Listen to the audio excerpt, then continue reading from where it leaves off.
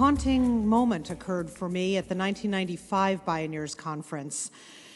In a panel invoking a green political future, Oren Lyons, faith keeper of the Iroquois Six Nations, who's with us this weekend, said, if you want to change the direction this society's heading, you've got to raise up your leaders.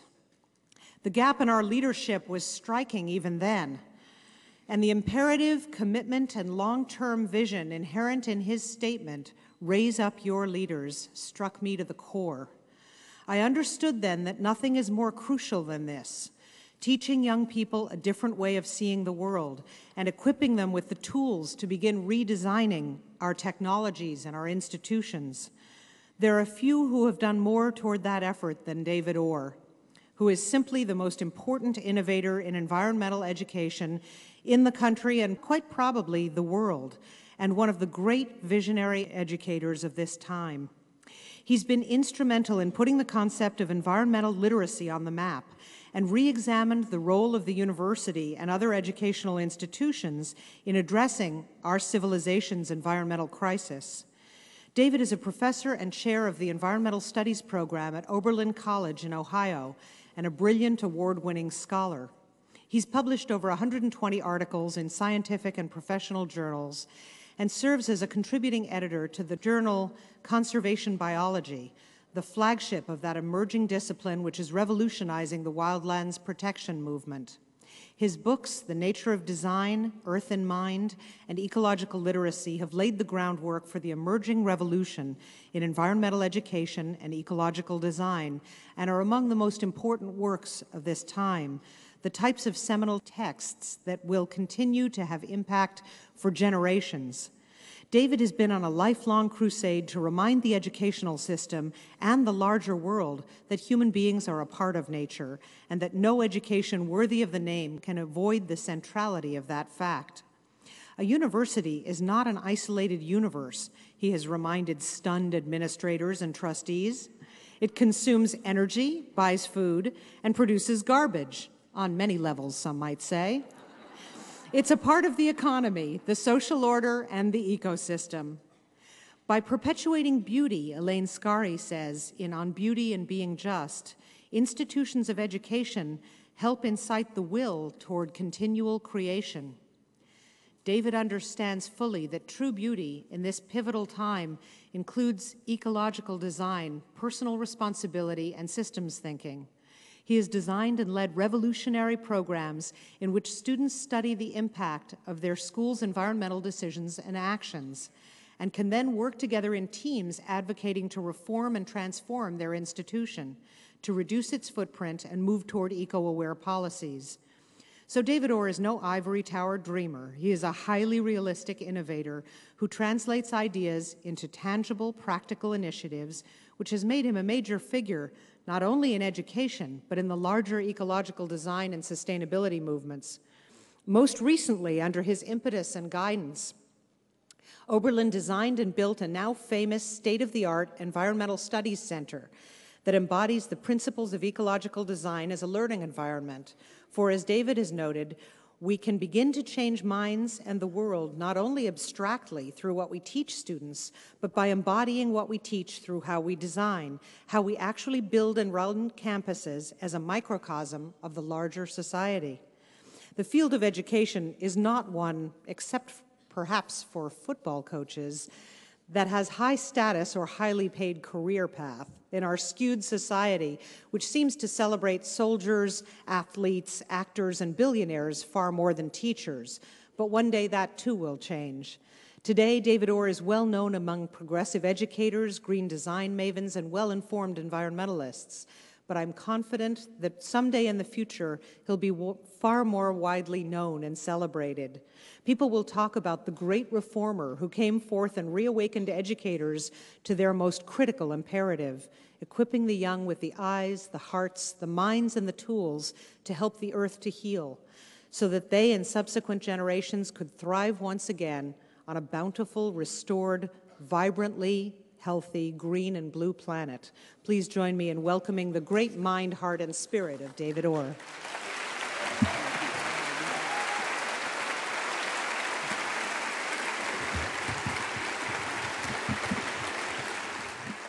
After that introduction, I'm just going to go straight to question and answer. Actually, let me read a brief story. This is one of the Darwin Award nominees. Didn't make it, but this is a nomination. After stopping for drinks at an illegal bar, a Zimbabwean bus driver found that the 20 mental patients he was supposed to be transporting had escaped. Not wanting to admit his incompetence, the driver went to a nearby bus stop and offered everyone waiting there a free ride.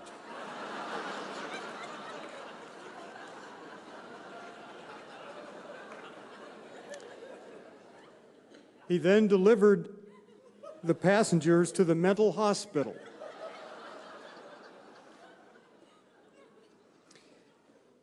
Telling the staff that the patients were very excitable and prone to bizarre fantasies.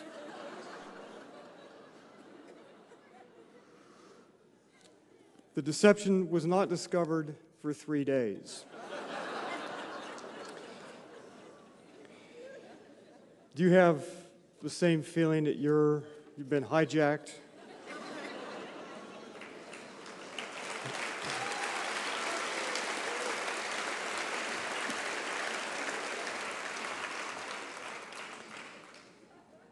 So I'd like to talk about the political process.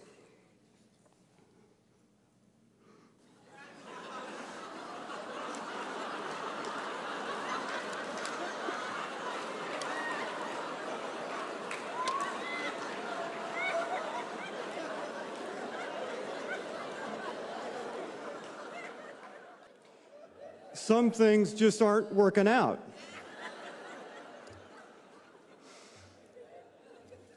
Now, we've been in this movement, in this hall, and many of you, we've been saying things for a long time. If you begin this movement with Gandhi, come through Rachel Carson and Aldo Leopold, to many of you sitting in this room, and many that have spoken here on this platform, we've been right.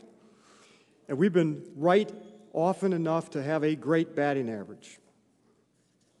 And what we've been saying to the world is a variant that this is one world, that things are connected, often in ironic ways, and what goes around comes around. Violence in all of its forms is self-defeating, and that long term, the world of our great-grandchildren isn't all that far off. We had a wake-up call on 9/11, and what should we have learned from that event? The kind of questions that we asked at the national level, I don't think were appropriate. We should have been asking, why do so many people in the world not like us?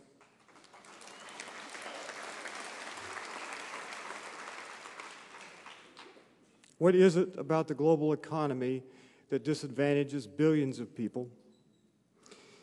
And what is the connection between security and climate and environment and equity?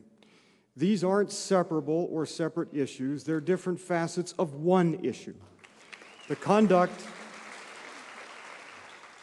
of the public business.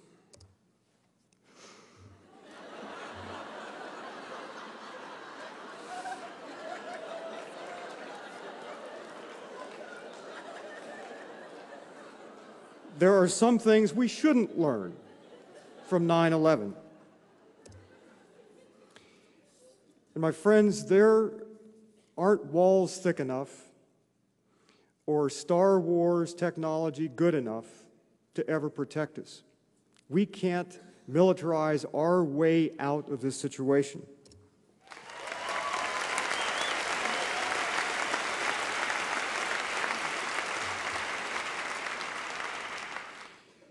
August 15th of this past year, we had a second wake-up call.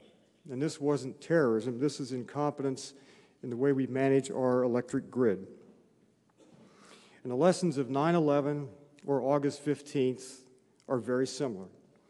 This is a list taken from a great book called Brittle Power by Amory and Hunter Lovins, written in 1981. You go down that list, and that is, in effect, what we have been saying as a movement. And then looking ahead.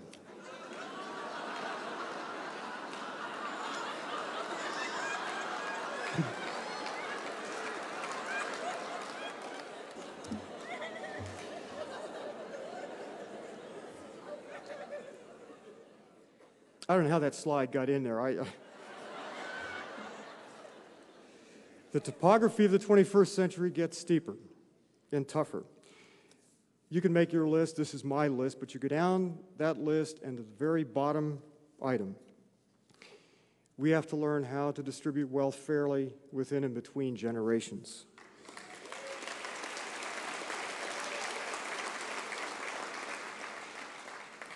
This movement has to be about fairness. We have to begin to see equity, environment, climate change, economy, all of these as one issue with different facets. The bottom two pictures in this slide were taken from National Geographic. Slavery, which we thought we ended in 1862 in this country, or with the 14th Amendment after the Civil War, hasn't been ended. By UN numbers, about 250,000 children effectively work as slaves for corporations or in the sex trade industry. 250 million children effectively without a childhood. Income distribution. Worldwide in the 19th century, it was 3 to 1. The richest were 3 times wealthier than the poorest. By the end of the 20th century, the numbers were approaching 100 to 1. And in the United States, we've seen wages stagnate from 1973 to the present. In that great bonanza years of the 1990s, the middle class went south, the poor class went down, the upper class went way up. Jeff Gates' number has the top 1% of people in this country owning 95% of the financial wealth of the United States. This, you know, this is Colin Campbell's description of oil futures taken from M. King Hubert's study of oil in 1957. Hubert in that year predicted that oil production in the United States would peak about the year 1970, and it did. Taking the same methodology and applying it to world oil production will peak sometime in the next few years to 10 or 15 years if it hasn't peaked already. Now, the left side of this curve was a blast. That was rock and roll music, fast food joints, urban sprawl, military power. That was a blast. Coming down the right side of that slope is going to be something else. And if you're old enough to remember the oil embargo of 1979, when a 5% interruption in U.S. oil supply effectively doubled the price of oil at the gas pumps. The fossil fuel era is over, and in case people in the White House or close to it missed this, in 1996, oil imports in this country exceeded oil production in this country, and will never go back again to producing more than we're using.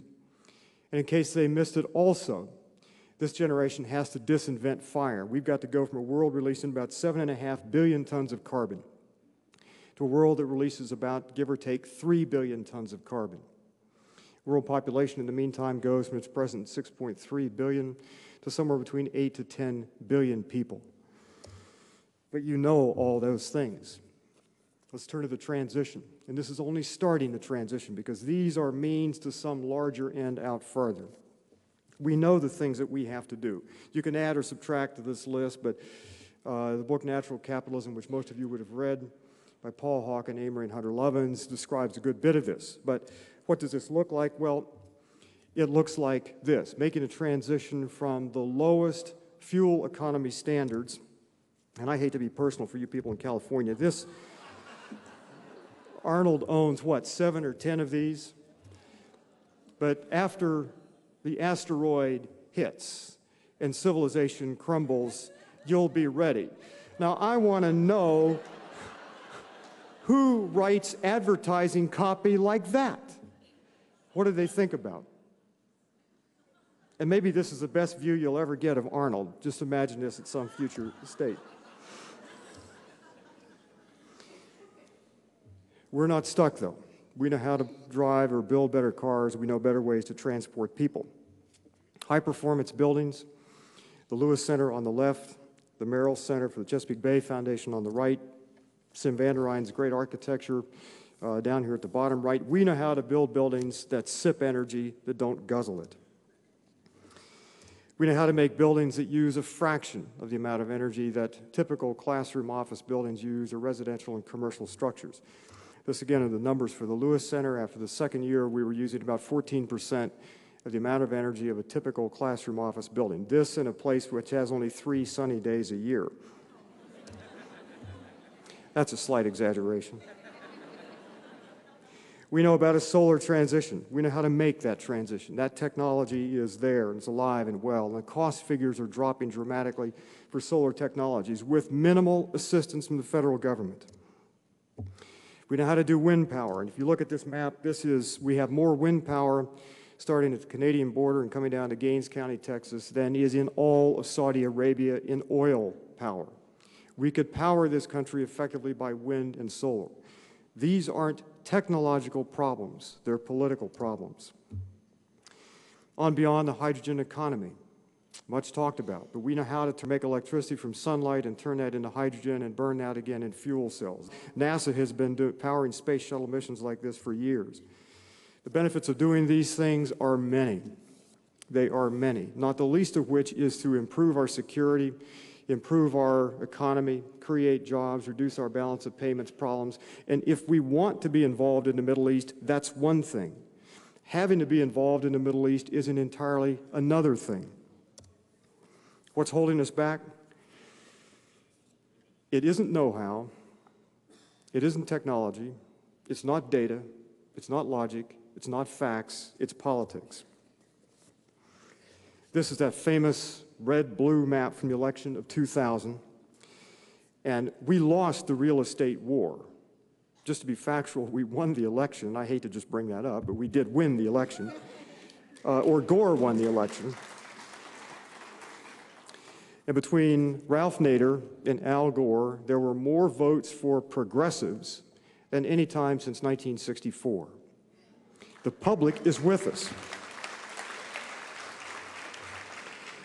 Now, I'm going to be personal. I want to follow Gloria's comment. We have to learn how to make this a political movement.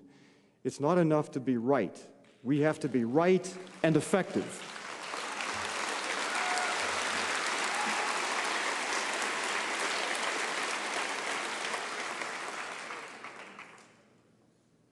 I've got 9 suggestions. Number 1, let's take back our language. Since when did the word patriot come to mean somebody in an SUV sporting 2 American flags headed for the mall?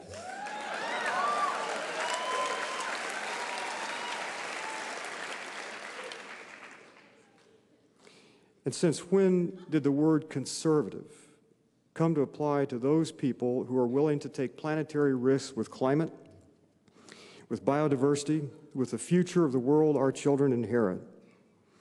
And you remember that word liberal? We need to reclaim the word liberal. It is a noble word.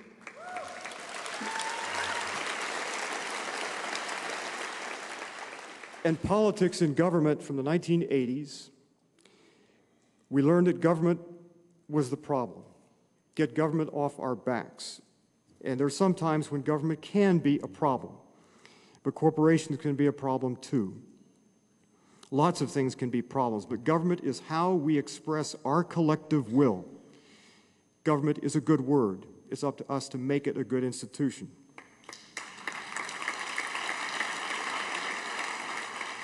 Let me skip down to taxation. There's nothing wrong with taxes. Fairly assessed and put to good purpose and good use to do things that otherwise will not happen or would not or could not happen in the market, taxation and taxes are good. We need to reclaim that word as well.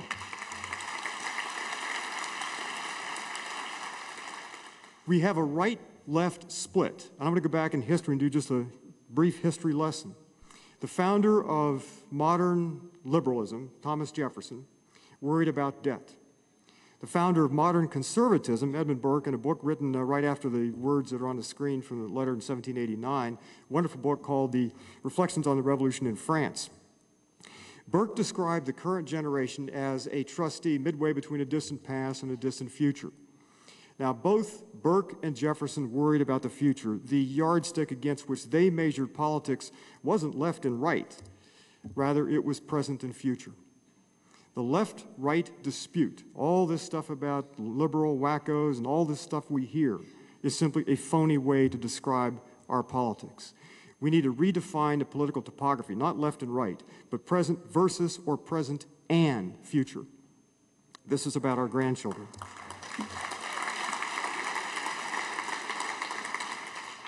Now, Grandma, if you're in the audience, I apologize. This is taken from a paper down in Sanibel Island, Florida, when there was an issue about manatees.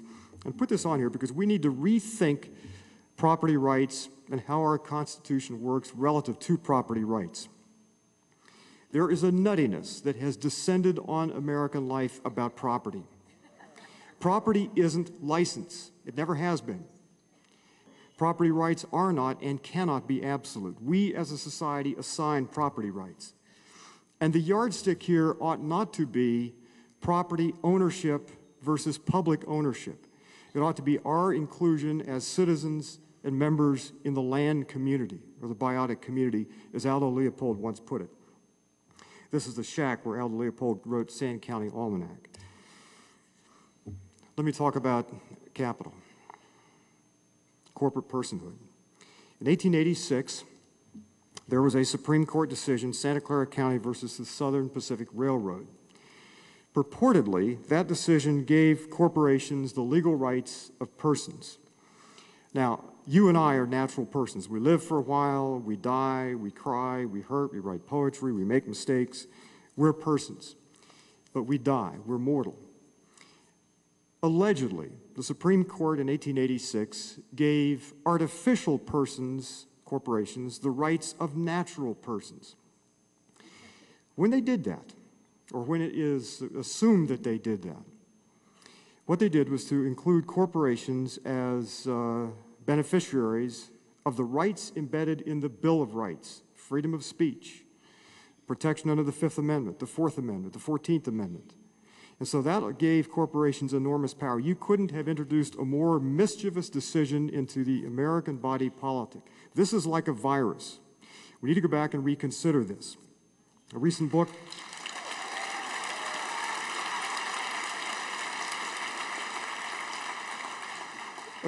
by Tom Hartman indicates or says that, in fact, this wasn't the decision made by the Supreme Court. This appeared in what are called the head notes above that decision. And in second terms of putting money in its place, let's get money out of politics. We pay for elections whether they are federally funded or not. That $600 million about to come into the electoral process in the year 2004, that comes out of your pocket and mine. We might as well pay for it openly and fairly and above board. The founders separated religion and politics for good reasons. There is no good case, there is no good history where religion and politics have become infused. It is always a disaster. We need to separate those two.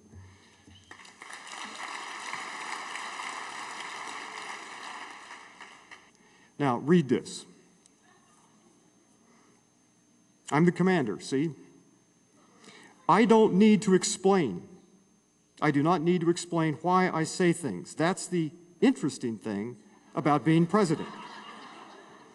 Maybe somebody needs to explain to me why they say something, but I don't feel like I owe anybody an explanation.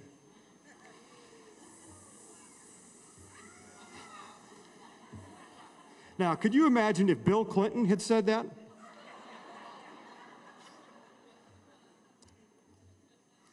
James Madison, fourth President of the United States, the man more responsible than any other human being for the U.S. Constitution, said a popular government without popular information or the means to acquire it is a prologue to a farce or a tragedy, or perhaps both. We need accountability. We need public information, publicly derived, and public officials held publicly accountable.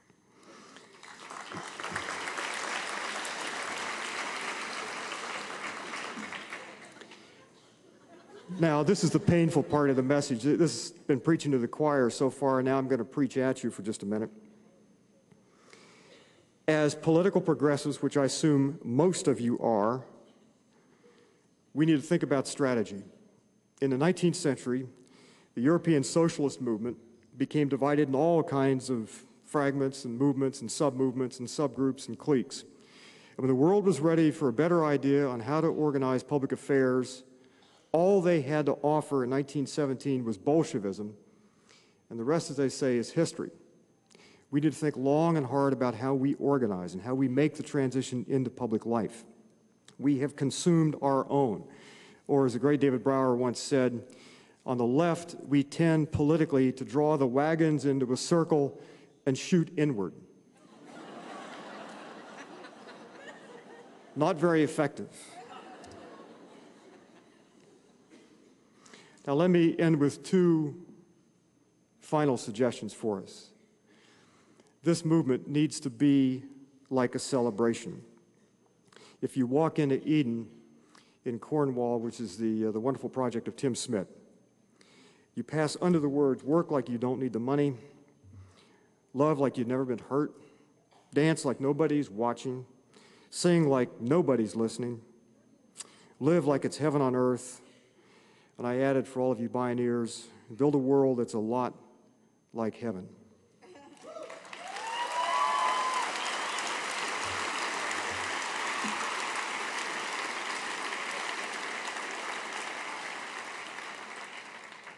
My last suggestion is simply this. We've been right in this movement, more often than not always, not everywhere, not at any one issue all the time, but mostly, mainly, on virtually all the issues we've addressed.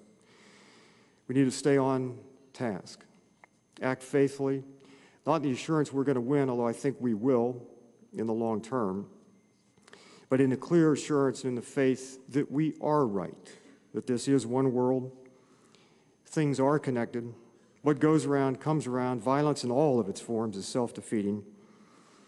In that long term that we want to protect for our children and our grandchildren, as far out as the mind dares to imagine, isn't that far off. Thank you.